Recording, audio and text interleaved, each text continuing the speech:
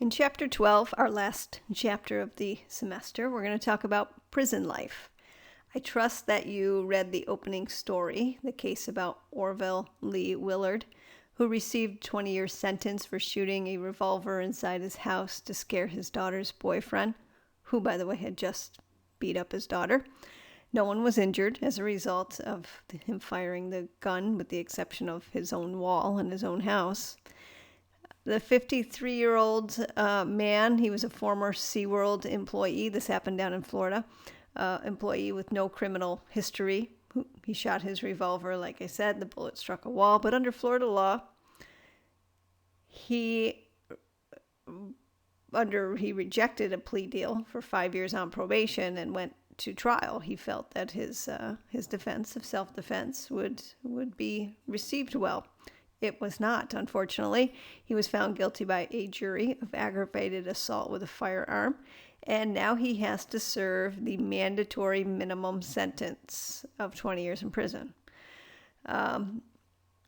In absence of mandatory minimum sentences, judges, they have discretion. They could, in preparing cases that help them determine what the lowest sentence could be.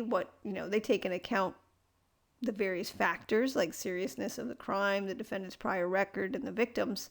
But when you have statutes that determine what the punishments are going to be, regardless of all those other facts, as it was in this case, what you see is prisons becoming overpopulated, unfair sentences being handed down, because when legislators are making these laws, they can't predict all the different circumstances that may happen. They just think there's usually one case that's over the top that drives this, the war on drugs. Let's make harsh penalties, and then, no one will deter people.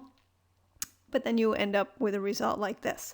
And the only way to change it so it doesn't happen again is to change the law, which is what happened in this case only fairly recently, by the way. The state of Florida repealed the law, but that doesn't mean that's going to help out Mr. Willard. That only is going to help out people going forward, from here forward. It doesn't apply retroactively. So anyhow, keep that in mind when we're talking about prison. There's 1.5 million people in prison in the United States. In New York, their last study was done in 2016. At that time, there was just a little over 77,000 inmates housed within New York State. Considered 10 years prior to that, in 2006, there was 95,000, 9502, as a matter of fact. In the U.S., more than half of the inmates are in maximum security. Many of the institutions are overcrowded. Rather than rehabilitating, institutions just seem to be exasperating the criminal tendencies due to, overcrowding. There's not enough treatment programs. Funding's getting cut. So this chapter describes the realities of prison life, including prisoner lifestyles, prison subcultures, sexuality in prison, prison violence, prisoners' rights, and grievance procedures. Let's talk men in prison. Men's prisons are described as total institutions. Meaning they are regimen, dehumanizing types of institutions in which inmates are kept in social isolation and they're cut off from the world. Sounds fun, right? As a result, inmates find other inmates to form groups with, and sometimes gangs. Power inside the prison then becomes, or may be shared, not just becomes, we got the correctional officers and the inmate gangs. There's a power struggle. The most vulnerable of inmates become targets, not only of attacks, but they become sought after. They kind of gravitate maybe towards leaders of these types of groups who might be seeking to recruit them into their groups. Coping in prison, inmates learn to adapt to the prison routine. Sadly, their lifestyles and activities can contribute to their own victimization, in that those who have contact with outside folks. They have family that comes and sees them, by visits, or they try to isolate themselves from violence and the activities of other inmates. They just want to sit back and do their time. Unfortunately, they become targets by other inmates. Inmates continue their pre-incarceration behavior when they come to prison. So if they've used violence to resolve their disputes in the outside world, they're going to bring it in and use it in the inside. Violent offenders are going to be violent inmates. An inmate's survival depends on the ability to identify and avoid risks, such as knowing who that violent inmate is and to know who they are and how to avoid. Sexual coercion or rape and coercion are customary behaviors inside prison. The targets are usually the young, gay, and bisexual inmates. Prison homosexuality depends on a considerable degree of the nativity of young inmates experiencing prison for the first time. They're too naive about what it's about. They think they're going to go in and do their time, sit in their cell. Doesn't quite happen that way. Even when newly arrived inmates are protected from fights, older prisoners looking for a homosexual liaison may ingrate themselves, kind of become a groomer themselves, right? They become a friend. They offer cigarettes, money, drugs, food, protection. But at some future time, those quote-unquote loans will be called in with payoff demands and sexual favors. Because of the inmate codes, we're going to talk about the inmate codes, but because of the inmate codes, there's a requirement for repayment of favors. And if one resists, they may be subject to brute force or a beating, right? So how common is prison rape? It's really difficult to gain an accurate picture of how widespread it is because most of the inmates are interviewed while they're in prison, and they may not want to disclose. It might be fear or it might be embarrassment, but they don't, or they lie, or they embellish. There's an estimated 4% of state and federal prison inmates that experience sexual victimization. And according to the research, or those doing the research, believe that number is higher. Surprisingly, more likely to experience sexual coercion are from staff members other than inmates. So it's the staff who, according to research, has conducted themselves more inappropriately than inmates. And there are laws relative to that now that have been passed. I'll talk about it when we talk about female victims, but it also applies to men too. In 2003, Congress mandated the collection of statistics on prison rape as set forth in the Prison Rape Reduction Act. The act further established 3 programs.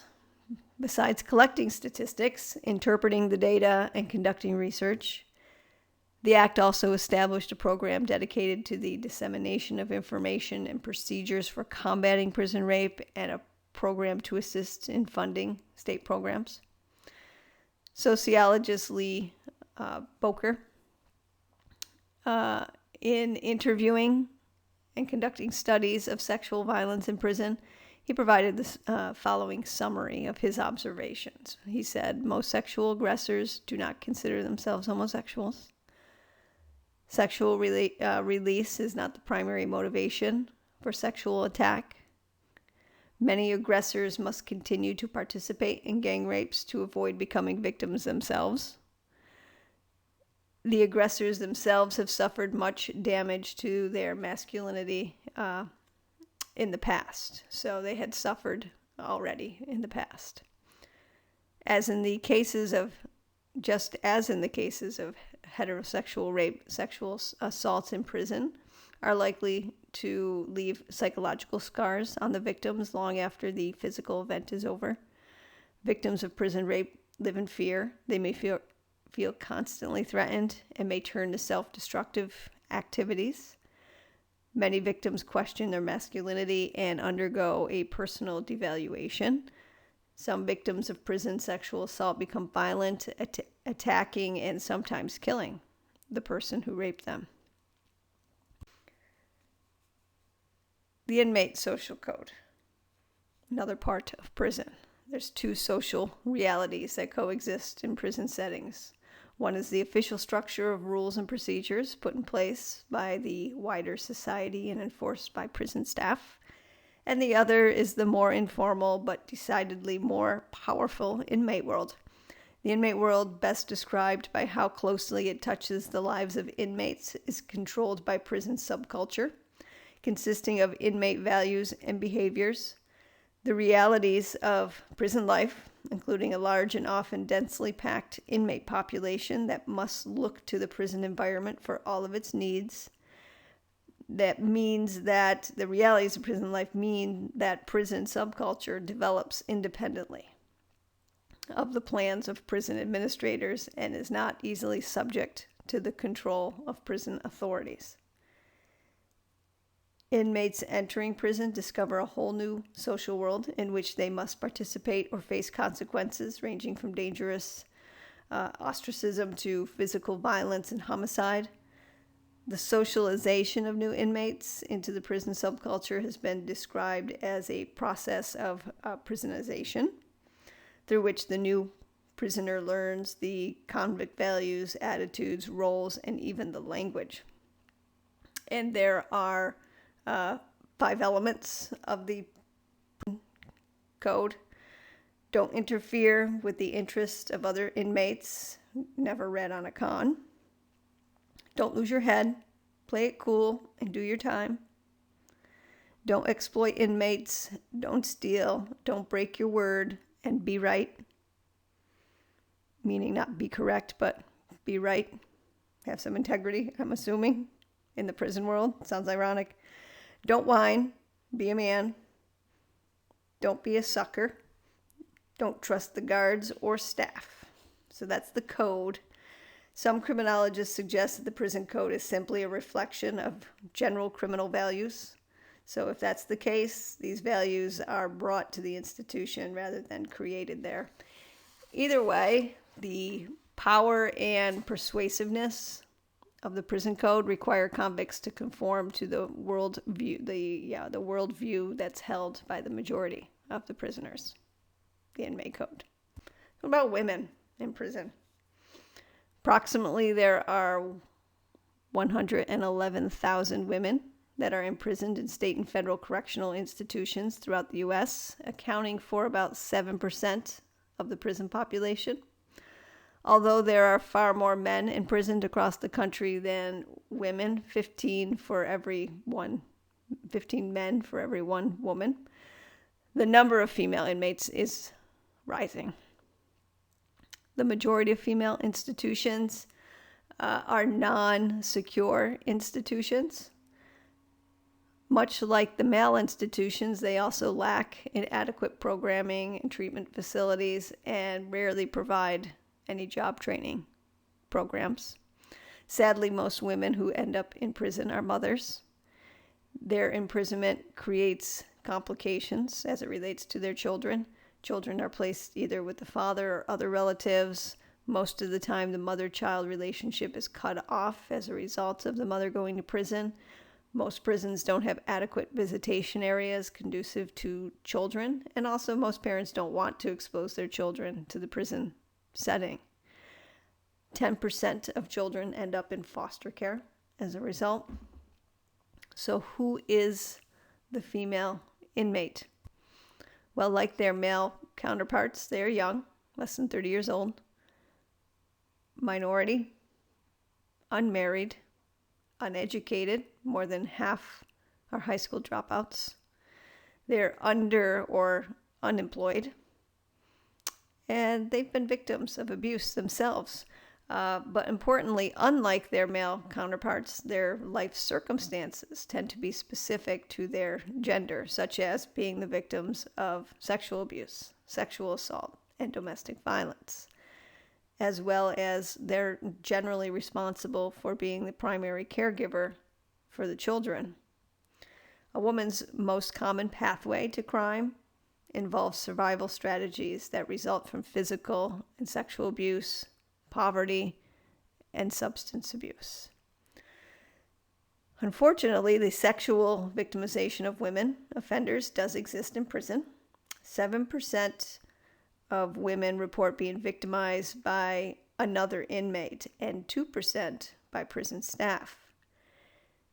And I want to say, I said the word unfortunately because it should not happen at all. However, some of the sexual contact between the inmates, the female inmates, and the male COs, correction officers, is wanted. They consenting adults in engaging, but Congress and all of the states have passed laws making it illegal for prison staff to have any sort of sexual contact with inmates, male or female.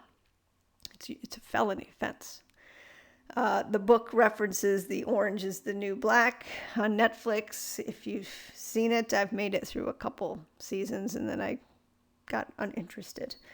For a better account of the main character's experience, Piper Chapman, read her book. Her book is excellent about her experience, about a woman being in prison. Netflix, because they need so many shows and so many seasons, it's a little blown out of perspective. However, there are some aspects that are accurate for how the female prison system is set up. But